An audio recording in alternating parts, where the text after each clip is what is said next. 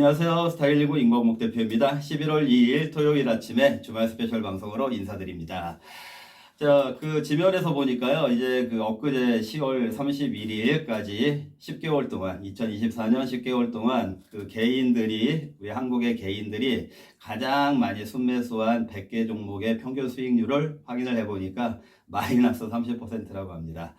그리고 또 코스피, 코스닥 그 전 세계적으로 신흥국도 그렇고 선진국도 그렇고 특히 인도 같은 증시는 사상 최고치를 완전히 공중으로 날아가는 2024년도, 미국 증시는 언제나처럼 사상 최고치, 부침이 있지만 사상 최고치를 경신해 갔는데, 한국 증시는 코스닥도 코스피도 현재 기준으로 다 마이너스 상태죠.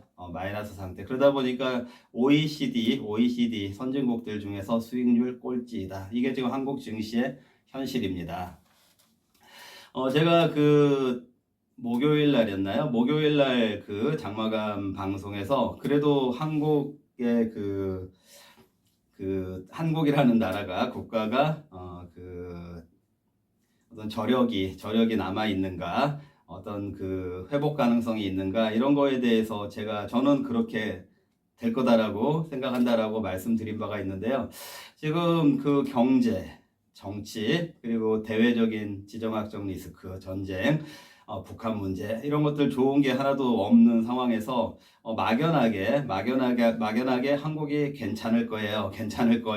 이렇게 말씀드리는 것이 근거가 없다라면은 정말 무책임한 얘기가 될 수도 있을 것 같고요.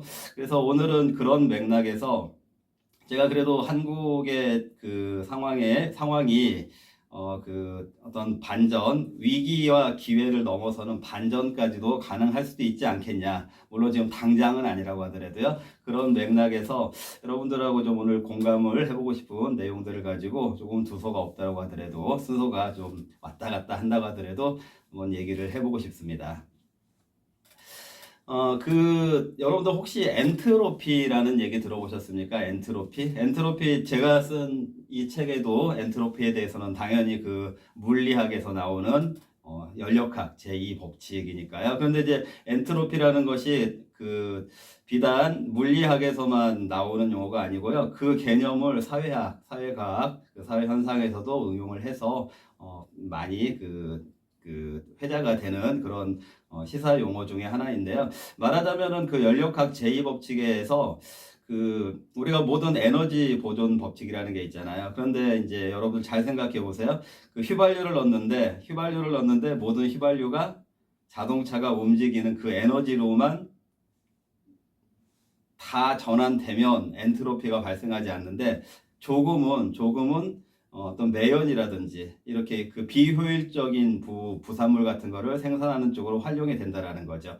그래서 이 사회 현상도 그렇고 자연 현상도 그렇고 그 엔트로피가, 왜냐면은 모든 그 에너지, 모든 그 휘발유가 그 자동차의 이동량으로 연결되지 않고 매연 같은 걸로 빠져나가는 부분이 있기 때문에, 그렇기 때문에 그렇게 매연에 해당되는 그런 그 무질서해지는 거, 혼탁해지는 거, 이런 개념을 엔트로피다라고 그렇게 보고 있는 것입니다. 그러다 보니까 엔트로피는 무조건 증가할 수밖에 없다, 감소할 수밖에 없다. 그러니까 비가역성, 불가역성, 이런 개념인데, 우리가 비가역성, 불가역성 이런 말은 되돌아갈 수 없다라는 얘기잖아요. 되돌아갈 수 없다라는 얘기니까 우리가 되돌아갈 수 없는 것은 무엇이 있습니까? 시간이죠. 그러다 보니까 이 시간이 무엇인가, 시간이라는 게 존재하나, 이거를 과학자들이 설명할 수가 없으니까 엔트로피를 가지고 시간은 엔트로피가 증가하는 과정이다, 이런 식으로 그걸 설명하려고 하는 그런 시도도 있고요. 그런 개념이 이제 엔트로피인데, 아까 이제 말씀드렸던 것처럼 엔트로피는 매연처럼 어떤 무질서한 상태로 바뀌게 되는 그런 것을 의미하는 거죠. 자, 그렇다면은 우리가 경제에서도 이 엔트로피와 관련된 현상을 발견하곤 하는데, 최근에 10월 달에 우리 OECD 중에서 지금 가장 안 좋은 국가인 한국의 현실 중에 하나가 그 GDP가 그 3, 4분기 GDP가 제자리 걸음을 했다 이런 발표가 났었었고 그러다 보니까 이제 아무래도 그 정부도 있지만 한국은행의 그 금리, 통화 정책 이런 것들 때문에 이렇게 그 성장이 멈춘 게 아니냐 이런 이제 논란들도 있었었고 그러다 보니까 이제 한국은행 그 총재에게 여러 가지 질의가 들어갔겠죠. 그랬더니 그 한국은행 총재가 하는 얘기가 3, 4분기 이 성장률이 그 제자리 걸음을 한 거는 일시적인 현상으로 본다라고 얘기를 했고 또 잠재 성장률보다는 올해 연말에 갔을 때 4, 4분기까지 토탈로 했을 때 뭐 한 2%대 초반 정도 나올 텐데 경제 성장률이요 2%대 초반 정도 나올 텐데 그게 잠재 성장률보다는 상회할 거다 이런 얘기를 강조를 하더라고요. 그렇기 때문에 그 이제 우리 한국은행에서는 한국이 경제 침체가 아니다 이렇게 얘기를 했어요. 그래서 제가 그 잠재 성장률의 개념을 우리 주식을 하는 우리 두 구독자들이 좀 아셔야 될 것 같아서 그거부터 좀 설명을 드리도록 하겠습니다. 좀 전에 이제 엔트로피를 말씀을 드린 이유가 어떻게 보면 이 잠재 성장률이라는 것이 엔트로피 개념하고 좀 연결되는 부분이 있는 것 같아서요. 그 잠재 성장률이라는 거는 뭐 무슨 잠재력이 있다 이런 의미는 아니에요. 그런 의미는 아니고 잠재 성장률이라는 그 표현이 우리가 일반적으로 쓰는 저 사람은 잠재력이 있어 이런 의미를 드는 게 아니고 그런 의미가 아니고 잠재 성장률이라는 거는 우리나라에 모든 인구가 있고 모든 자원이 있고 모든 기술이 있고 뭐 이런 모든 설비가 있을 거 아니겠습니까? 자, 이런 것들을 다 제대로 활용을 했을 때에 물가가 올라가지 않고 성장할 수 있는 수준을 잠재 성장률이라고 합니다.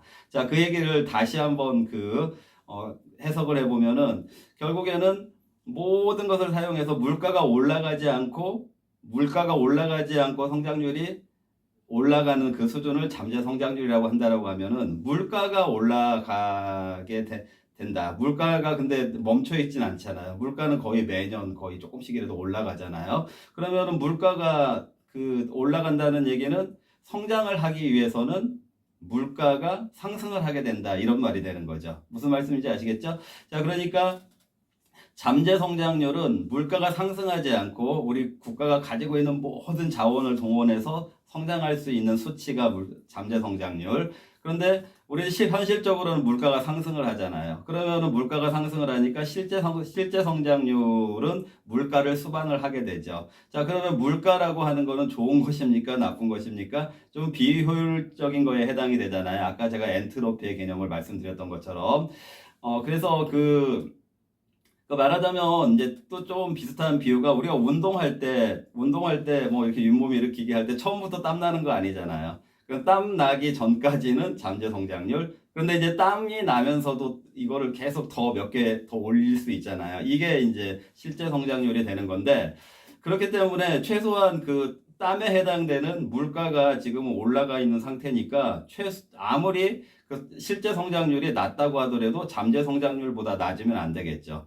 왜냐면은 잠재 성장률은 물가가 올라가지 않고 도달하는 성장률이니까. 근데 우리는 물가가 올라갔는데 잠재 성장률밖에 안 된다라고 하면은 실제로 그거는 경기 침체다. 이렇게 되는 것입니다. 무슨 말씀인지 아시겠죠? 그래서 그 한국은행에서 얘기하는 거는 이런 얘기를 하는 것 같아요. 3, 4분기에 그 GDP가 제자리 걸음을 했지만 그 연말까지 1, 4분기, 2, 4분기, 3, 4분기, 4, 4분기를 다 누적을 하면은 2%대, 2.2% 정도를 생각하는 것 같아요. 2.2% 정도의 성장률이 나오는데 그거는 그 물가 상승률을 우리가 지금 물가가 아주 높진 않지만 물가가 조금씩 올라가고 있죠. 그거를 감수하면서 그 정도 그 성장률을 이룬 것은 그래도 잠재 성장률, 물가가 하나도 안 올랐을 때의 성장률에 해당되는 그 성장률, 잠재 성장률보다는 더 높은 거다. 그러니까 결국에는 그 한국은행에서 얘기하는 거는 우리 한국은 지금 현재 경기 침체가 아니다. 이런 설득력이 있는 그런 이제 그렇게 이제 그 잠재 성장률이 보다 높으니까 높게 나올 테니까 그 경기 침체는 아니다 이렇게 이제 한국은행 총재가 말씀하신 거고 제가 여러분들에게 그 잠재 성장률이 무엇인지를 뭐 잘 모르시는 분들이 분명히 많으실 것 같아서 제가 좀 어려운 거를 좀 쉽게 설명해 드리는 걸 좋아하잖아요. 그래서 여러분들이 좀 이해를 하시라고 잠재 성장률을 말씀을 드렸고요. 자, 일단 한국은행의 시각은 경기 침체로 가지는 않을 거다라는 시각이죠. 자, 그러면 이제 그게 우리 한국의 주장, 정부의 주장이라고 하면, 만이라고 하면 다 믿을 수는 없을 테니까, 그럼 객관적으로 우리 한국 경제가 지금 정말 얼마나 문제가 있는 상황인가, 이거에 대해서는 그 외국에서 어떻게 평가를 하고 있느냐도 굉장히 중요하겠죠. 외국이라고 하면, 외국의 그 신뢰성이 높은 그 평가를 하는 기관들이 되겠죠. 큰 기관들이 되겠죠. 스위스의 IMD라든지 그 경영 연구소죠. 스위스의 IMD라든지 WB 세계은행이라든지 아까 말씀드렸던 OECD라든지 또는 우리 그때 구제금융 해주는 IMF라든지 이런 곳들에서 이 세계 경제를 그 분석을 함에 있어서 한국 경제를 어떻게 보고 있냐 이런 분석들까지 같이 보는 것이 굉장히 중요하지 않을까. 객관적으로 우리 한국이 지금 우리 한국의 경제 또는 주가가 살아날 수 있을까 이거에 대한 그 해법을 찾기 위해서요. 그래서 저는 그런 부분을 좀 연구를 해봤어요.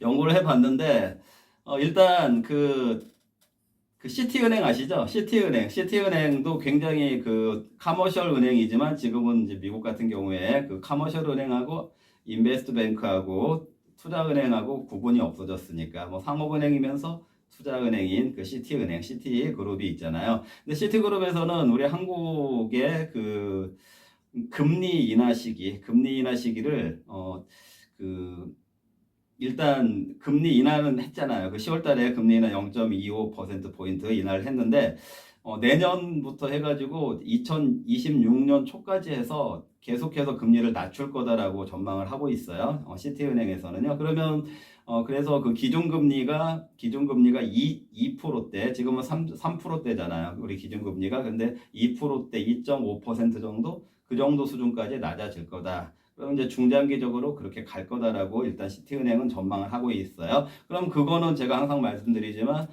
그 금리의 그 인하 방향은 주가의 상승 방향하고 비교적 그 상관관계가 잘 형성이 돼 있으니까 물론 이제 금리가 떨어지면 주가가 올라가는 거니까 마이너스 상관관계죠. 근데 그 마이너스 상관관계가 분명하게 나타나니까 그런 부분에서 그 결국에 왜냐면 금리 인하는 유동성을 공급하는 것이니까. 금리 인하는 유동성을 공급하는 것이니까 그런 그 베이스를 깔고 자 그러면 금리만 이렇게 인하를 한다라고 해서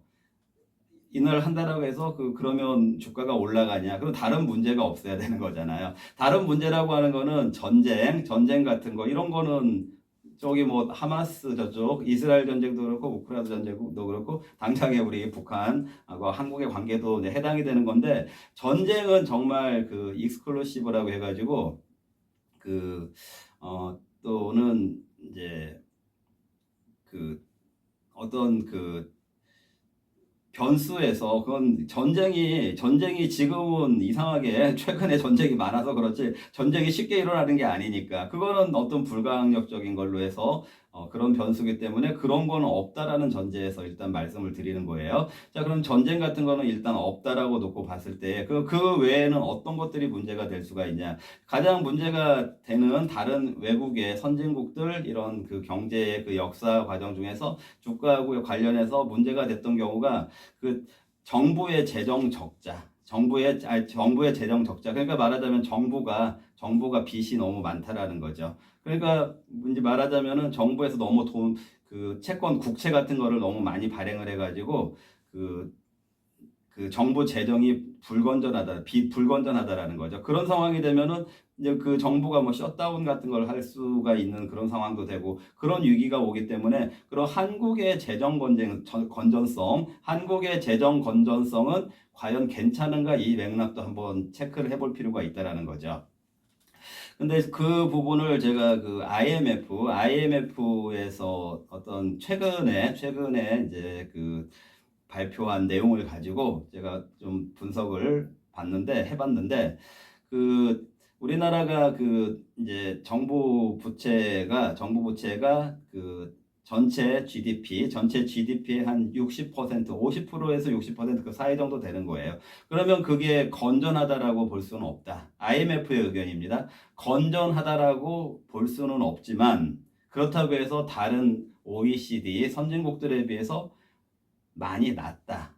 그러니까 그 자체가 건전한 거다라고 볼 수는 없지만 다른 주가가 잘 올라가고 경제가 잘 돌아가고 있는 선진국에 비해서 재정 건전성은 낮다라는 얘기죠. 그러면은 그 부채 비율이 낮다라는 거죠. 그러면 그 상대적으로 재정 건전성이 괜찮은 편이다. 그렇다라면은 우리가 이것도 걱정되고 저것도 걱정되고 주가가 떨어지면 이것도 불안하고 저것도 불안한데 최소한 그런 그 안심하고 안도하고 안일하게 안일하게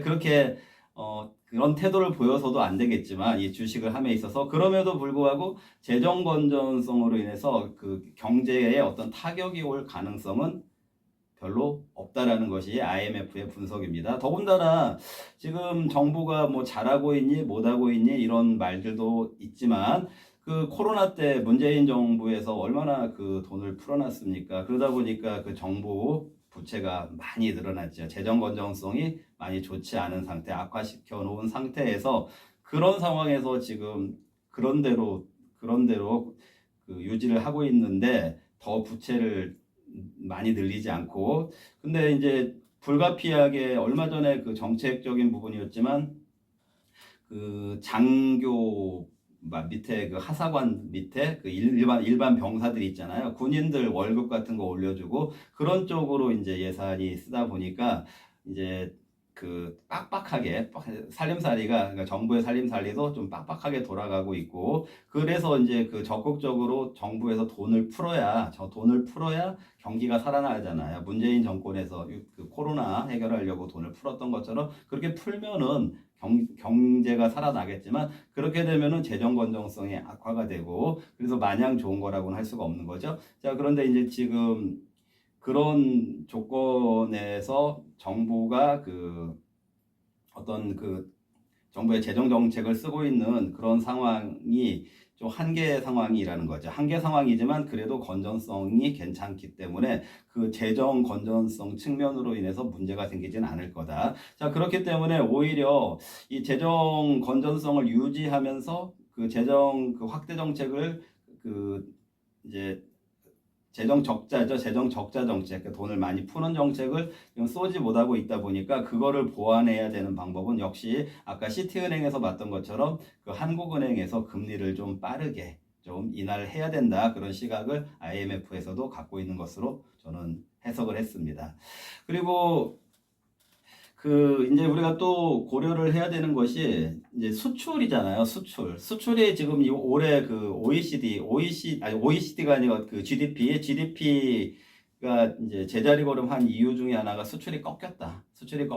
그래서 수출에서 문제가 생기면 우리는 어쨌든 수출에 의존하는 경제 구조이기 때문에 이제 그게 제일 문제인데 그 수출에 대한 거가 지금 이제 일단은 그 리스크가 될 수 있는 부분이 트럼프가 당선이 되면 미중 갈등이 이제 재개가 더 강화가 될 거다라고 일반적으로 전망을 하고 있으니까 그럼 미중 갈등이 이제 그 미중 갈등이 이제 그 더 이렇게 확대가 되면은 더 이제 그 갈등이 더 커지는 그런 국면으로 들어선다라고 하면은 한국은 어떻게 되는 것입니까? 한국도 역시 불리해요. 미국에서 뭐 관세 폭탄을 중국에 더 많이 한다고 해도 한국에도 하게 되고 그리고 또 우리는 이제 중국이 그렇게 미국으로 수출이 안 되면은 우리가 중국으로 부품 같은 거 이렇게 넘어가는 거가 또 막히게 되니까 이제 그 미중 그 갈등 문제는 우리나라에도 안 좋고 중국에도 당연히 안 좋은데 이제 그건 이제 뭐 트럼프가 될지 해리스가 될지 아직은 알 수 없는 상황이니까 이제 그때 가가지고 또 다시 그 반응 같은 거를 보면서 또 판단을 해야 되겠지만 1차적으로 지금 이제 그 제일 큰 문제 중에 하나가 그 반도체가 저가 반도체는 중국이고 한국은 그래도 중고가 이상의 그 반도체를 쓰고 있는데 저가가 이제 자꾸 중국 제품들이 그나마 조금 기술들이 좋아지니까 이제 우리 한국의 그 중가 이하의 그 반도체의 수출 시장을 잠식당하고 있는 거죠. 이게 이제 우리 수출이 좀 줄어드는 그런 부분의 문제로 평가가 되고 있는 것 같아요. 그런데 이제 이쪽 그 전문 그 기관들에서 그럼에도 불구하고 지금 한국하고 중국하고는 기술의 격차가 뭐 그 비교할 수 있는 수준이 아니고 굉장히 앞서 있다라는 거죠. 그렇기 때문에 결국에는 그 기술의 격차를 가지고 접근을 해야 된다, 중국하고. 그러니까 가격 가지고 접근을 하게 되면은 중국은 물가 상승률조차도 컨트롤할 수가 있잖아요. 중국 경제는요. 그 완전한 그런 그 자본주의가 아니니까.